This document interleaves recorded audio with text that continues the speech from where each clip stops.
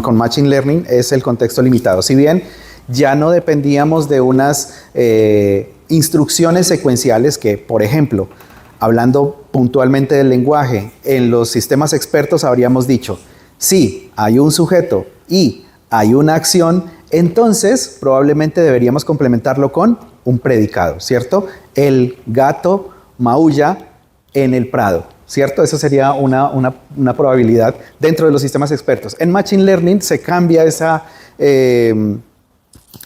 definición tan estática y empezamos a jugar con probabilidades. Entonces, podríamos decir, el gato maulla porque tiene hambre. El gato maulla porque está triste. Entonces, ¿qué va a determinar cuál de las dos opciones será la que complemente la oración? Pues un contexto. Sin embargo, ese contexto es limitado en Machine Learning. Limitado en cuanto a que no puede tener demasiado texto o digamos, un alcance muy grande. Luego tenemos otra limitación que son la complejidad. En realidad no se podía entender a largo plazo la relación que existe en las palabras en un texto muy largo. Y finalmente una representación superficial del significado de las palabras. Machine Learning en realidad no podía entender las palabras como tal, sino que calculaba la probabilidad de que la siguiente palabra pudiera ser la que corresponde. A pesar de estas dificultades, se logra implementar a través de Machine Learning sistemas pues, que permiten el aprendizaje directo desde grandes volúmenes de datos. Abrió la posibilidad para extraer datos desde las imágenes diagnósticas, historias clínicas electrónicas y la ayudó en la secuenciación del genoma. Luego, en una historia más reciente, hacia el año 2010, tenemos las redes neuronales o el aprendizaje profundo. Aprendizaje profundo hace referencia a que vamos a tener la posibilidad de comprender de manera más profunda el significado de las palabras. Y para lograrlo, pues necesitamos unas representaciones claves que se llaman los Words Embeddings. Los Words Embeddings, básicamente y en una forma muy simplista, lo que intentan hacer, o lo que hacen en realidad, es tomar las palabras, pero las palabras en el lenguaje tienen un significado y para poder representar ese significado, las palabras primero deben ser divididas en tokens. Y esos tokens luego se representan a través de un modelo matemático que suelen ser vectores, más técnicamente se llaman tensores, pero son vectores multidimensionales.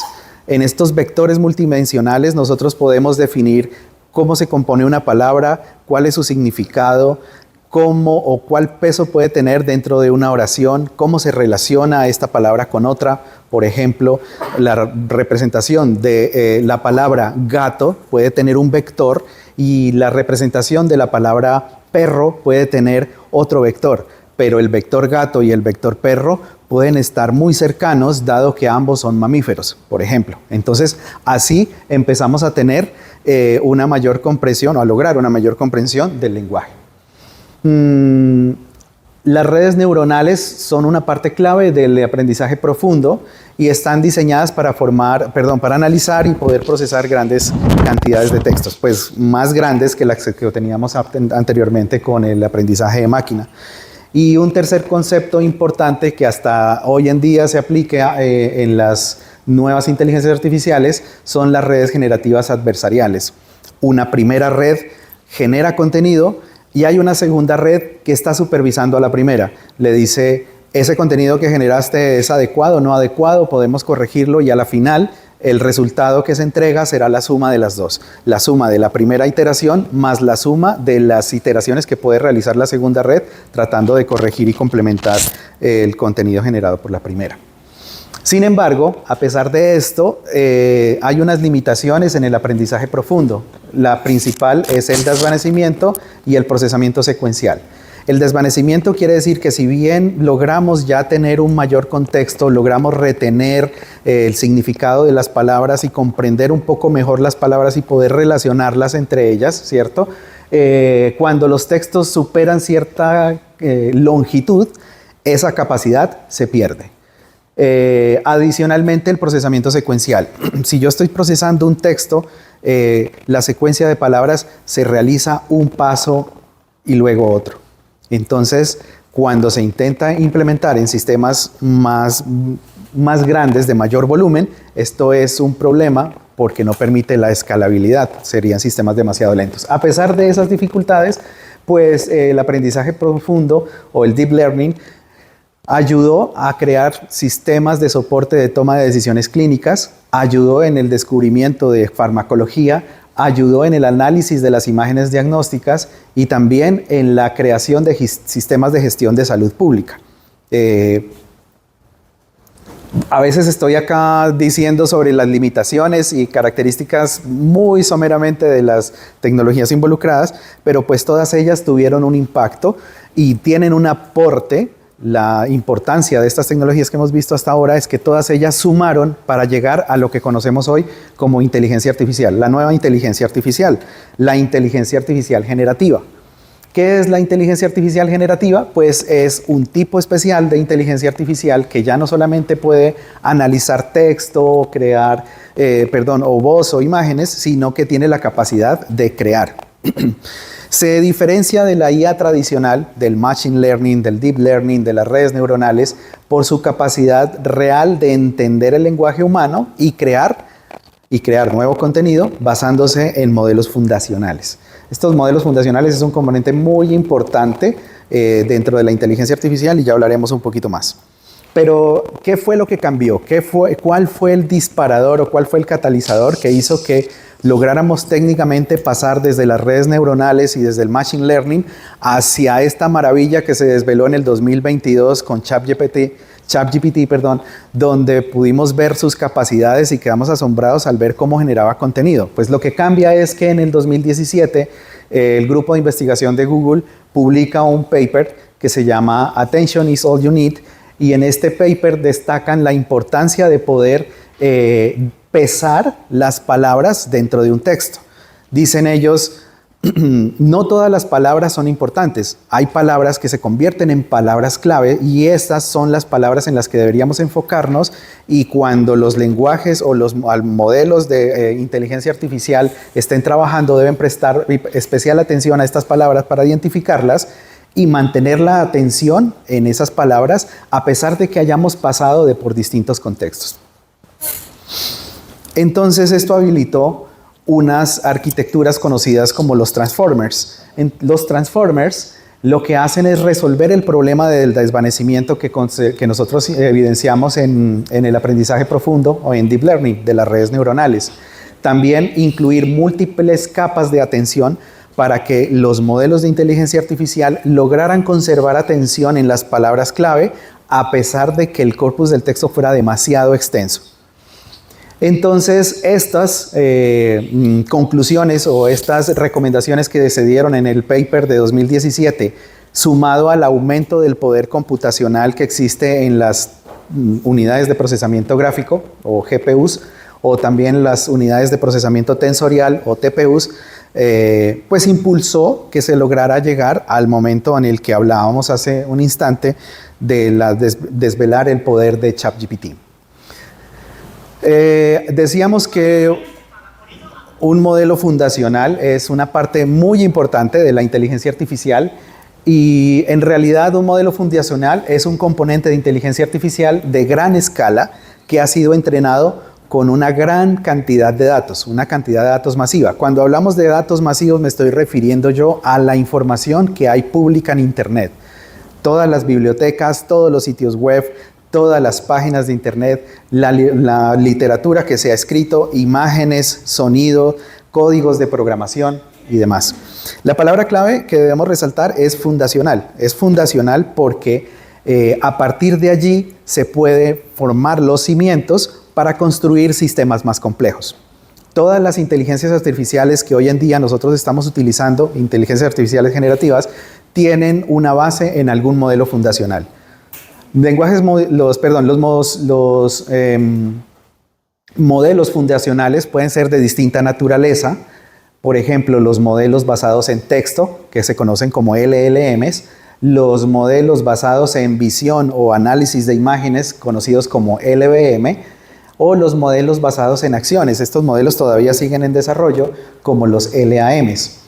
Tal vez sean más conocidos para nosotros los modelos basados en texto, el modelo GPT, los modelos de Gemini, los modelos de Llama, los modelos de Anthropic, bueno, cantidad de modelos que existen y que a partir de un modelo generacional fundacional se crean aplicaciones. Por ejemplo, ChatGPT es la aplicación que nosotros utilizamos, pero por detrás de esa aplicación hay un modelo fundacional que está corriendo y ese modelo fundacional se llama GPT, que va evolucionando cada día y que al momento de su lanzamiento en el 2022 estaba en el modelo GPT-3 y que hoy en día tenemos varias versiones superiores de este modelo.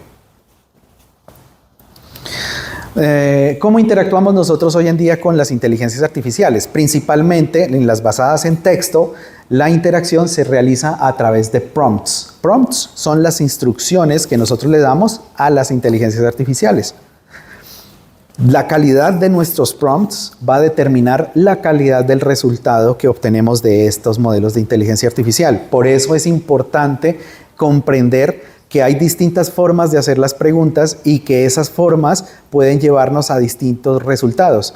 Que el resultado puede ser mejor o menor en determinado modelo, pero que en últimas el prompt o la instrucción que nosotros solicitamos va a tener un impacto bastante alto. Aparece entonces un concepto que se llama prompt engineering, que significa, es una palabra muy sofisticada para decir cómo debemos especificar nuestras solicitudes para lograr el mejor resultado. Hay algunas guías básicas de cómo elaborar un buen prompt. Hay que ser claros y específicos al momento de preguntar algo hacia una inteligencia artificial, sea GPT, sea Gemini o sea Llama, cualquiera de ellos. Proporcionar contexto, decirle es que voy a realizar una tarea en este contexto. Definir un rol o una persona, como decirle compórtate como un experto en inteligencia artificial, compórtate como un experto en educación formal y así sucesivamente. Especificar un formato de salida, proporcionar ejemplos, descomponer las tareas complejas en tareas más pequeñas. ¿Vale? No podemos llegar, así hay una broma por acá que decía cuando los abogados normalmente le escriben a ChatGPT y le dicen, escríbame la sentencia final para resolver este caso. Pues definitivamente no va a lograr el resultado que espera porque hay que descomponer. Esto es una tarea muy compleja, las inteligencias artificiales nos pueden ayudar, pero pues no nos van a resolver la vida completa, ¿sí? Iteración y refinamiento, hay que empezar a probar nuestros prompts y si no obtenemos el resultado que esperamos, se pueden empezar a hacer ajustes finos en esos prompts para lograrlo.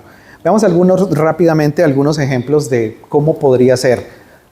Si la característica que yo quiero realizar es buscar información, escribir texto o pedir un formato, especificar un rol y persona, en esta columna, la segunda columna, tenemos unas definiciones muy vagas de los prompts y a la derecha tenemos una mejor definición que puede lograr entregarnos un resultado más adecuado desde los modelos de inteligencia artificial. Tomemos como por ejemplo cuando decimos háblame sobre energía solar, algo muy vago, no le estoy especificando dónde, cómo, por qué, cómo quiero que me lo entregue, cuántas palabras, nada, ¿cierto? Entonces podría mejorarlo diciendo explícame cómo funcionan los paneles fotovoltaicos en este contexto, en esta aplicación, porque quiero hacerlo en este tono, porque me voy a dirigir hacia este público y quiero que me entregues ese resultado en X cantidad de palabras. Allí yo estoy haciendo entonces que acoto el espectro de desempeño del modelo fundacional a un punto muy específico y en ese punto muy específico puedo lograr el resultado que yo quiero. Los modelos fundacionales, entonces, están construidos, como les decía, por la historia y la evolución de las tecnologías que se involucraron en el desarrollo de la inteligencia artificial generativa. Pueden contener la información de un experto, pueden tener la capacidad del aprendizaje de máquina al ejecutarse estos modelos dentro de centros de datos de alta capacidad computacional, pero también tienen la capacidad de predecir. Y la principal característica de los modelos fundacionales es que son principalmente estadísticos. Tienen una naturaleza estadística y no una naturaleza pues determinista. Cuando se ha creado un modelo, este modelo puede entender las palabras, puede comprender las relaciones, puede realizar operaciones con estos vectores para lograr inferir conceptos. Por ejemplo, que si yo tengo un vector de hombre y tengo otro vector de mujer y de alguna forma realizo una operación con un tercer vector que dice regente, entonces puede ser que la operación de regente con hombre me dé como resultado rey, presidente. Que la operación del vector regente con mujer me pueda dar reina o presidenta o así sucesivamente. Bueno, toda esta capacidad hace que los modelos necesiten luego unos datos muy específicos para ser entrenados. Dependiendo del conjunto de datos, dependiendo de la calidad de los datos que se utilice para el entrenamiento de estos modelos fundacionales, va a ser también determinante la capacidad de reproducir el contenido y la capacidad de entregar respuestas precisas y respuestas útiles. Claro está, siempre y cuando hagamos los prompts adecuados. Cuando se ha superado esta etapa del entrenamiento inicial con los datos, luego viene un proceso de ajuste fino. El propósito de este ajuste fino pues es empezar a cerrar un poco más el campo de acción de los modelos fundacionales. Si bien los campos de acción pueden ser muy amplios, pero con el ajuste fino se puede profundizar y hacer que cierto modelo, pues que sea de propósito general, empiece a tener un desempeño más específico en un área. Por ejemplo, si tomo un modelo de GPT o un modelo de Gemini y empiezo a hacerle ajustes finos sobre el área de la medicina, pues entonces podría tener yo un mejor desempeño cuando se aplique hacia algún sistema relacionado con la salud. Luego hay que hacer un proceso de refuerzo de retroalimentación humana. El modelo fundacional ya tiene la capacidad de crear el contenido, ya conoce, tiene los datos necesarios para empezar a generar respuestas, pero a través de la interacción humana se le empieza a dar refuerzos positivos o refuerzos negativos acerca de lo que está generando, si es correcto, no es correcto, si es adecuado, no es adecuado, si es pertinente, si es políticamente correcto o no, si es ético o no. Todas esas características se le incluyen o se le aportan al modelo fundacional mediante un entrenamiento que se hace con el equipo humano. ¿Cómo se puede lograr pues, un modelo fundacional que pueda ser seguro y que tenga moderación del contenido? Pues depende mucho de la regulación. Hay procesos automatizados que ayudan a regular la toxicidad del modelo, la toxicidad de las palabras. Hay algunas palabras que pues, son delicadas de tratar. Por ejemplo, si yo le hablo, empiezo a pedir información a un modelo fundacional acerca del suicidio, por decir algo, nada más, pues es un tema complejo porque puede ser un tema cuando nosotros lo vemos desde una perspectiva de investigación o de conocer las causas o de tratar de encontrar soluciones o alternativas, pues estaría muy bien, pero si en realidad yo estoy pidiéndole indicaciones entonces eso ya no está tan bien, ¿cierto? Esas delgadas líneas pues se pueden ajustar mediante modelos de seguridad y de moderación del contenido. Finalmente, bueno, hay muchas otras actividades más, ¿no? Solo he traído por acá las que son más relevantes. Una estrategia de Red Teaming. Red Teaming es un equipo interdisciplinario que se forma para tratar de romper el sistema. Entonces, la intención es encontrar cuáles son las vulnerabilidades que existen. Si se puede romper la seguridad, si puedo lograr que el sistema me responda de forma inadecuada. Podemos concebir este red teaming como un hacking ético, donde yo intento hackear mi propio sistema, pero no con el propósito de dañarlo y de causar mal, sino con el propósito, de identificar sus debilidades y plantear soluciones para que lo fortalezcan aún más. Cuando ya se ha terminado todos estos procesos, estas capas de control que se aplican hacia los modelos fundacionales, pues el modelo está listo para ser utilizado en público. Sin embargo, pueden ocurrir alucinaciones. Esto se convierte en respuestas inesperadas del sistema, respuestas que están fuera del contexto, respuestas que no es lo que nosotros esperábamos que hicieran los modelos fundacionales. Entonces, cuando eso sucede, hablamos de que haya una alucinación en el sistema. ¿Por qué suceden estas alucinaciones? Suceden por, de pronto, la calidad de los datos de entrenamiento, suceden por la vaguedad, porque nuestro prompt fue demasiado vago, fue muy superficial, no fue lo suficientemente explícito, o también sucede por las fuertes restricciones que se le da a un modelo fundacional. Un modelo fundacional siempre va a intentar funcionar dentro de los parámetros que se le estableció, dentro de las barreras que le pusimos a través de todas estas capas de entrenamiento, del refuerzo humano, de las barreras de moderación de contenido. Hay algo que siempre debemos tener en cuenta y es que los modelos fundacionales, al menos los basados en textos de la IA generativa, nunca le van a decir, no, no lo sé. Ellos algo se inventan, ¿sí? Y de alguna respuesta nos van a dar, pero la respuesta puede ser real o puede ser no tan real, ¿cierto? Es ahí donde, bueno, empieza a tomar importancia la realización de la apropiación de buena forma de cómo nosotros podemos utilizar esta tecnología y mantener nuestro propio criterio para poder identificar cuándo los modelos fundacionales están funcionando bien o están funcionando mal. Bueno, rápidamente pasemos entonces a mitos y verdades acerca de la inteligencia artificial. Es una especie de trivia donde tenemos unas declaraciones y ustedes me dirán si es cierto o es falso. Que la inteligencia artificial va a dominar el mundo. ¿Falso o verdadero? Sí, es verdad, pero no así, pero no a través de como nos los ha mostrado las películas. La inteligencia artificial llegó para impactar en todos los campos de la vida, en todos los campos de la vida productiva, de la vida educativa, pero no para controlar el mundo de esta forma. Que la inteligencia artificial reemplazará trabajadores. ¿Verdadero o falso? Verdadero. Verdadero, lastimosamente sí. Ahí, cada vez que se introduce un nuevo paradigma, cada vez que sale una nueva tecnología, hay trabajos que dejan de ser relevantes, pero asimismo hay trabajos nuevos que se crean, ¿sí? Entonces, voy a poner un ejemplo muy simple. Se terminaron las cabinas telefónicas que hace años utilizábamos para comunicarnos cuando llegaron los teléfonos celulares.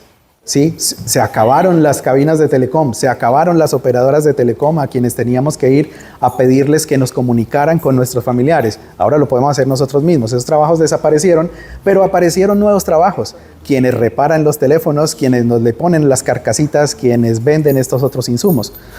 Asimismo se espera que la inteligencia artificial pues destruya algunos trabajos. De hecho ya está sucediendo, como principalmente con los agentes de call center. Otra afirmación, que la inteligencia artificial consume mucha energía y tiene una altísima huella de carbono. ¿Verdadero o falso? Están muy bien instruidos. Es verdadero. Completamente cierto. Los centros de datos, los centros computacionales requeridos para poder mover a estas inteligencias artificiales requieren de una capacidad de cómputo extraordinaria y asimismo tienen un consumo de energía altísimo para operarlo. Y una vez que están operando, generan demasiado calor y necesitan ser refrigerados. Hay distintos sistemas de refrigeración y todos estos sistemas, para ponerlo en funcionamiento y para hacer que se refrigere, todo eso genera consumo de energía y una huella de carbono. La IA es totalmente objetiva y está libre de sesgos. Bueno, yo ya les hablé y les di pistas sobre esto. Sabemos que es completamente falso. La inteligencia artificial puede ser muy sesgada y de hecho es uno de los mayores riesgos, la perpetuación del sesgo de la información. Que la IA entiende el contexto y las emociones del ser humano. ¿Eso es verdadero o falso?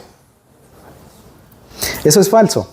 La verdad es que las inteligencias artificiales logran entender y comprender matemáticamente la relación que existe entre las palabras, pero una empatía de verdad, una empatía y conocer los sentimientos de una persona hasta el momento no se ha logrado, ¿vale? Hasta el momento, puede ser que más adelante.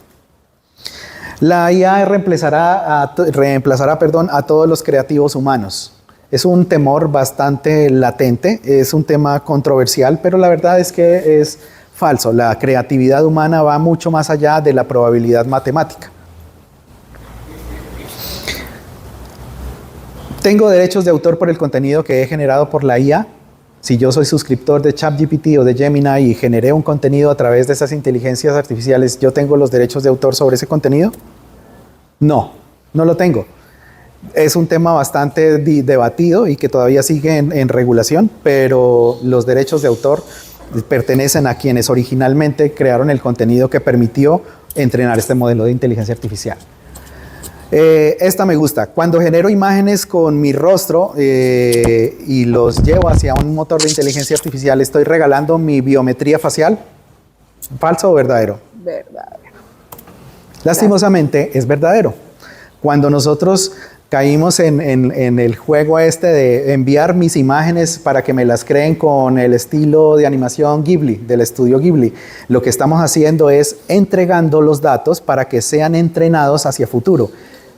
En principio es algo divertido, algo bueno, algo inofensivo. Sin embargo, les pregunto a ustedes, quienes lo hicieron, ¿dónde están los datos biométricos almacenados de las imágenes que pasaron? ¿Quién los controla? ¿A dónde van a ir a parar? Y gastaron ¿Qué uso le van a dar? No lo sabemos, ¿verdad? Entonces, y gastaron agua también. Pues. Ante la duda, mejor ser prudentes. Bueno, después de todas estas explicaciones técnicas, ahora sí a lo que vine, pero en corto tiempo.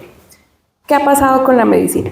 Entonces, traje solo unos ejemplos, porque probablemente esto es tema de otro Ateneo, y vamos a hablar de la radiología. Creo que en la radiología es donde esta es una herramienta muy poderosa, porque nos ofrece muchísimas ventajas. Una de ellas es que la inteligencia artificial nos ayuda no solo a mejorar la calidad de la imagen, porque nos ayuda a corregir artefactos, por ejemplo, por movimientos del paciente, por fallas del equipo, sino que también nos ayuda a reconstruir imágenes a partir de datos incompletos o de baja calidad, sumado a que nos ayuda también a optimizar muchas secuencias o protocolos de adquisición de imágenes para que esto sea más rápido y eficiente. Sabemos que en radiología, modelos como este GRACE, que es uno de los modelos que se utiliza también desde hace más de un año, hace que incluso las imágenes ya sean leídas por inteligencia artificial. ¿Cómo se vende esto? Se venden como modelos que son más precisos, son modelos menos costosos, son modelos que nos ayudan a optimizar los recursos, porque, por ejemplo, en tiempo real le puede predecir al técnico y decirle, venga, antes de que se vaya el paciente, hágale esta secuencia, hágale este corte, o esta imagen nos quedó mal, repitamos. Y sobre todo, la disponibilidad que es 24/7, que probablemente con algunos de nuestros radiólogos o en algunos centros no la tenemos. Pero ¿qué se ha analizado de IA y el impacto en radiología? ¿Cuáles son las grandes preocupaciones? Entonces, primero, la privacidad y la seguridad de los datos.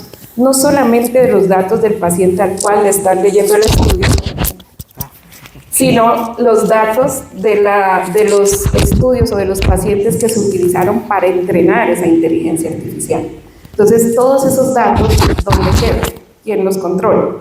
Segundo, los sesgos en los algoritmos. Como ya nos explicaron, esto es muy importante. Entonces, ¿qué pasa? Si yo entreno mi programa que va a leer tomografías o resonancias, pero lo entreno con datos que no son representativos para la población a la cual yo le voy a leer la resonancia, entonces empieza a haber un sesgo del algoritmo. Y ese sesgo del algoritmo hace que las 1000, 2000 resonancias que yo lo pongo a leer van a tener siempre errores. Entonces, esos sesgos en los algoritmos perpetúan los errores. Y tercero, y no menos importante, es la responsabilidad. Y este es un tema muy complejo, porque si la IA se equivoca en leer esa resonancia, da un mal diagnóstico, y yo como clínico tomo una mala conducta con respecto a eso, ¿de quién es la culpa? ¿Quién va a la cárcel? ¿La IA? ¿El médico? ¿El que le entrenó? Entonces todo eso sigue siendo un desafío legal todavía muy complejo. En patología ha ocurrido algo que se veía venir, pero realmente traje este ejemplo representativo. Entonces se unen estos tres monstruos. Mayo Clinic, con toda su experiencia, que la sabemos. Nvidia, la misma que hacía las tarjetas de los videojuegos, porque aquí nadie juega videojuegos, entonces creo que nadie conoce esto. Y esta otra gente que es muy experta en inteligencia artificial. Entonces estos tres personajes se unen, o estas tres entidades se unen, y sale esto. Sale la patología digital.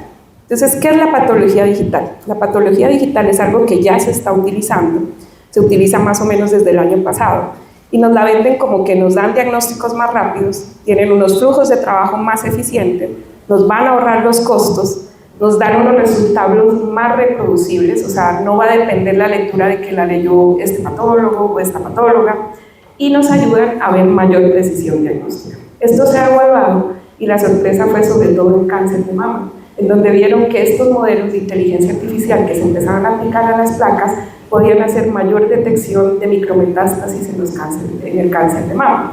Entonces, probablemente la patología digital es un gran ejemplo de la aplicación de todo lo que nos han venido hablando. Y algo que me llamó mucho la atención es que hay en salud mental. Nos decían que la inteligencia artificial todavía no puede parecerse, sensibilizarse con el humano, pero resulta que en salud mental, para mí realmente es una sorpresa, desde más o menos 1966 se utiliza una aplicación que se llama ELISA. ELISA es una aplicación básica porque era de la tecnología vieja. Entonces yo le escribo a ELISA me contesta. Y esto lo empezaron a utilizar como respuestas automatizadas para darle a algunos pacientes una especie de apoyo emocional. Y después en el 2017 sale esta aplicación. Esta es una aplicación que se empezó a utilizar masivamente en Estados Unidos, en donde también se diseñó por personas, se diseñó por psicoterapeutas para dar apoyo a pacientes con depresión y con ansiedad. Pero vuelvo y les digo, esto no es nuevo, esto se utiliza más o menos desde 2017 y se perfeccionó en el 2019. Entonces hay gente que le gusta esto, ¿no? Sin sofá, sin medicamentos, con algo de humor. Pudiera ser que para algunos funcione. Y hay muchísimas aplicaciones. Cuando ustedes se ponen a buscar ya en salud mental, en apoyo psicoterapéutico, aparecen muchas. Esta es una más de las muchas que existen. TESS es otra aplicación que existe en la que supuestamente la han utilizado ya 19 millones de personas. También empiezan a darle consejos, a hablar con ellos y pareciera que eso a algunas personas les funciona. ¿Cuáles son los desafíos y limitaciones? En áreas del tiempo vamos a hablar solamente de dos cosas básicas. ¿Qué hay en este momento? Primero, la preocupación por la regulación y legislación. Esta es una preocupación universal, es una preocupación global. Y hace unos meses en París, no sé si vieron la noticia, durante una semana se unieron mucha gente. De 100 países fueron los presidentes, fueron personas muy expertas en inteligencia artificial. Y el presidente de Francia les decía, miren, nosotros estamos aquí, queremos reunirnos, queremos dialogar, nosotros creemos en la innovación, creemos en la aceleración, creemos en la inversión, porque incluso en esta convención se destinó muchísimos millones de euros a seguir desarrollando la inteligencia artificial, pero nosotros ¿qué queremos? Queremos una inteligencia artificial que sea fiable y sobre todo que reconstruya la unidad en la comunidad internacional. Entonces las peticiones o las grandes conclusiones de esta convención de París nos dicen, miren, nosotros queremos una inteligencia artificial que se base en los derechos humanos, que sea accesible, que sea inclusiva, que sea abierta, habla mucho del código abierto, que sea transparente, que sea ética, que sea segura, que sea confiable, que beneficie los mercados laborales, no solamente que destruya empleos, que haga que sea sostenible ambientalmente, por lo que ya nos explicaban, o sea, la inteligencia artificial gasta recursos del medio ambiente y que promueva la cooperación y la gobernanza internacional. Entonces, el mensaje era que, miren, sigamos trabajando en esto, nosotros invertimos dinero, pero hagamos una IA responsable, una IA que tenga un equilibrio entre la regulación, la inversión y la innovación, en donde la seguridad y la privacidad de los datos sea una prioridad, pero al mismo tiempo esta legislación sobre inteligencia artificial no se debe concebir como un freno al avance. Por el contrario, es una urgencia para que todo esto que se sigue desarrollando de aquí en adelante, y incluso lo que ya tenemos, pues se siga haciendo desde una forma responsable. Pero ¿qué pasó también con esta cumbre? Esta cumbre también nos enseñó, nos recuerda que la inteligencia artificial no solamente es una revolución tecnológica, sino que es un campo de batalla geopolítico y económico. Quitándole todo el romanticismo, todo lo que el presidente de Francia quería, que nos unamos, que lo hagamos entre todos, pues la mala noticia es que al final Estados Unidos y Reino Unido no quisieron firmar los acuerdos que se hicieron en esa cumbre. Entonces, tampoco podemos desconocer que esto es una pelea de poderes. Y en este momento la pelea de poderes está concentrada entre China y Estados Unidos y no sabemos esto en qué va a terminar. Dentro de los desafíos y limitaciones, una cosa que me parecía muy importante y que creo que el Ateneo no se podría acabar sin hablar de esto, es algo de lo que estamos hablando, se está hablando últimamente, y es el debilitamiento cognitivo. El debilitamiento cognitivo, sabemos todos que esto no es una enfermedad en sí misma, sino que es un término que nosotros utilizamos para decir que hay una reducción de la capacidad mental que tienen las personas de acuerdo a la edad y el grado de escolaridad pues, que tienen. Entonces el deterioramiento cognitivo habla de la disminución en funciones cognitivas básicas, como la memoria, la atención, el lenguaje, la velocidad del procesamiento, el razonamiento y la resolución de problemas y la toma de decisiones. ¿Qué es lo que se está viendo en este momento? Se está viendo que la IA lleva un deterioro cognitivo. ¿Cómo lo hace? Básicamente en dos frentes. Primero, porque estamos haciendo una reducción muy importante del esfuerzo mental activo. Nosotros estamos empezando a automatizar las tareas cognitivas. Entonces, ¿qué pasa? Yo necesito escribir un correo complejo. Entonces, yo ya no me tomo el trabajo de pensarlo, de leerlo, redactarlo, corregirle la ortografía, sino que simplemente le digo, hey, redáctame un correo y lo envío. Entonces, no tengo ese ejercicio mental y eso hace que el automatizar esas tareas hace que yo pierda experticia. Entonces, yo creo que de esto incluso ya hemos sido víctimas, no solo con la inteligencia artificial, víctimas por así decirlo. Si yo les digo a ustedes que en este momento levante la mano, ¿quién se sabe más de 5 teléfonos celulares? Los números. No es ni siquiera la mitad del auditorio. ¿Por qué? Porque esa responsabilidad nosotros se la transferimos ya a los teléfonos celulares. Pero antes nosotros hacíamos el ejercicio de aprender y con eso entrenábamos nuestra memoria, pero ahora no lo estamos haciendo y no lo hacemos desde hace muchísimo tiempo. Entonces, ¿qué es lo que se plantea? Si yo dejo que la IA piense por mí, todos mis músculos cognitivos empiezan a ejercitarse menos y empiezan a atrofiarse. Incluso hay mucha gente que ni siquiera habla de deterioro cognitivo, sino de atrofia cognitiva. O sea, todo este ejercicio que yo no hago, todo esto que yo le transfiero a la IA, va en contra de mejorar o de entrenar mis capacidades cognitivas. Además de eso, se ha visto que esta pérdida de estas habilidades específicas pues se va viendo en muchas partes de lo que nosotros nos hacemos. Entonces, por ejemplo, y eso lo vemos en el diario, ¿no? Uno con los estudiantes lo ve y con uno mismo. Si yo dejo de escribir, si yo dejo de redactar, pues cada vez voy a poder hacerlo menos. Si yo empiezo a pedir toda la información, si yo no hago la búsqueda, yo no me leo los artículos, no los resumo, solamente se reduce todo a leer lo que ChatGPT me pasó, pues todo ese proceso que yo dejo de hacer hace que yo no me apropie del conocimiento.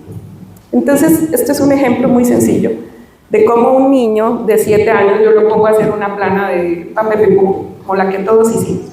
Pero si yo le digo a la IA que la haga, pues de más que la va a hacer más bonita. Pero todo ese ejercicio cognitivo, este niño lo ha perdido.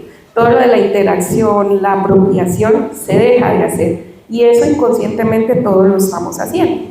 Entonces vienen unas consecuencias a largo plazo de este debilitamiento cognitivo incluido por la IA. Y básicamente vamos a hablar de 2 cosas. Primero, que como ya entendimos cómo funciona la IA, sabemos que estamos muy vulnerables a la manipulación y a la desinformación, porque no toda la información que ella nos trae es información verdadera, hay mucha información sesgada. Y segundo, que hay una disminución de la autonomía intelectual, y esa disminución de la autonomía intelectual cae en otro concepto que es la dependencia cognitiva. Entonces estamos dependiendo de muchas cosas, no solamente de la IA, y probablemente el ejemplo más cercano que tenemos es lo que pasó hace pocos días en España. Cuando hubo el apagón, hubo gente que no pudo comunicarse con su familia porque no se sabía del teléfono, no pudo hacer pagos porque todo estaba en el celular y se descargó, y hubo gente que a uno pues a mí realmente me parece un poco curioso y gracioso, pero es verdad, que ni siquiera pudo regresarse a su casa, porque siempre prendían el GPS para llegar. Entonces perdimos la capacidad de la ubicación y de memorizar el camino de regresar a casa. Entonces estos son tan solo unos ejemplos de lo que ha pasado y no sabemos qué es lo que viene. Sin embargo, todo esto son riesgos potenciales y no resultados inevitables. Entonces, si yo no conozco el riesgo, creo que no puedo propender por prevenir. Entonces, ¿de qué va a depender esto? va a depender de la forma en que nosotros desarrollemos, implementemos y sobre todo cómo yo individualmente decido que la IA entre a mi vida y entre a mi trabajo y entre a todo lo que yo hago. Entonces, el mensaje probablemente es a fomentar que el uso sea consciente, crítico y equilibrado, porque realmente sí hay unos efectos negativos en nuestras habilidades cognitivas. Y también esto nos lleva a pensar desde la academia en que hay que reinventar el aprendizaje. Nosotros no podemos seguir aprendiendo como nos enseñaron a nosotros. Y viene un concepto también un poco novedoso, y es que probablemente necesitamos redefinir qué es inteligencia humana. Antes inteligente era el que hacía, no sé, 1000 operaciones matemáticas en 10 minutos. Eso ya no es inteligencia, eso ya lo hace la calculadora por nosotros. Entonces, pareciera que a largo plazo, ser inteligente va a ser, la persona más inteligente va a ser la que mejor le formule las preguntas a la IA, Pero por el contrario, también pudiera ser que la persona más inteligente sea la que no ha perdido sus habilidades cognitivas a pesar del uso de la IA.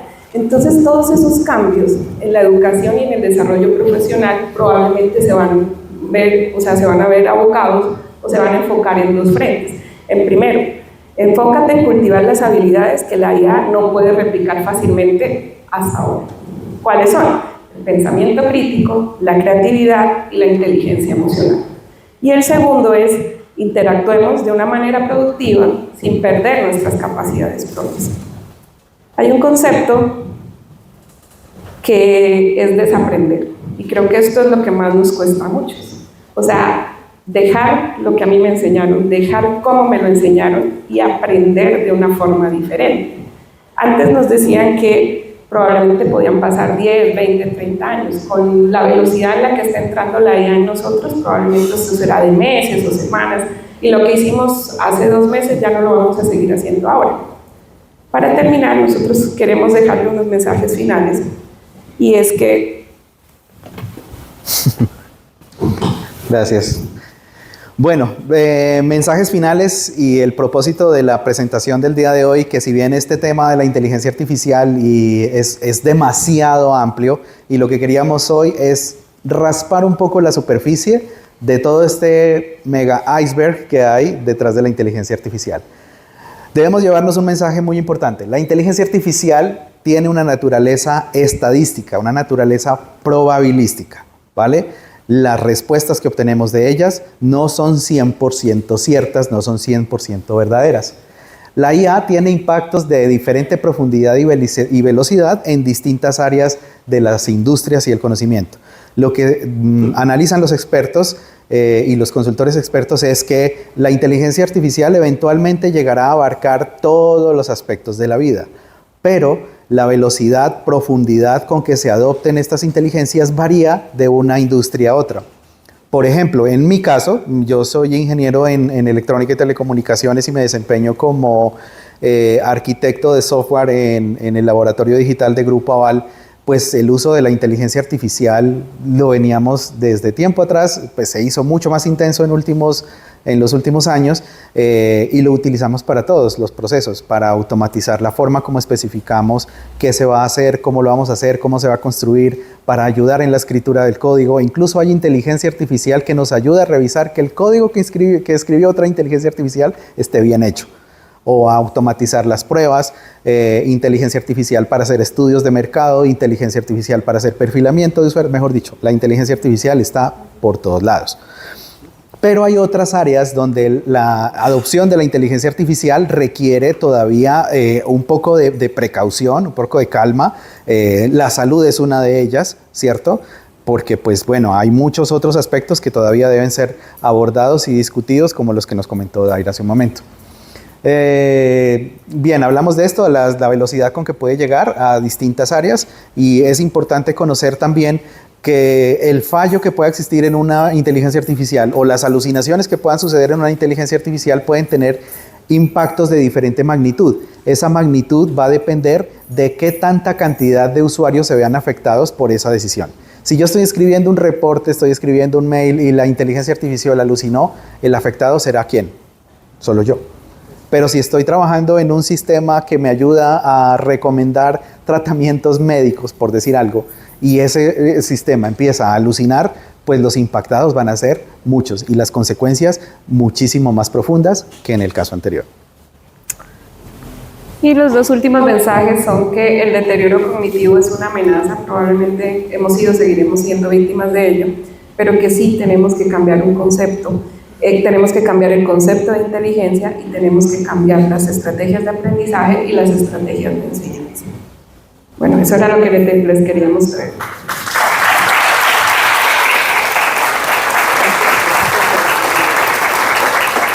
No sé si alguien tiene alguna pregunta.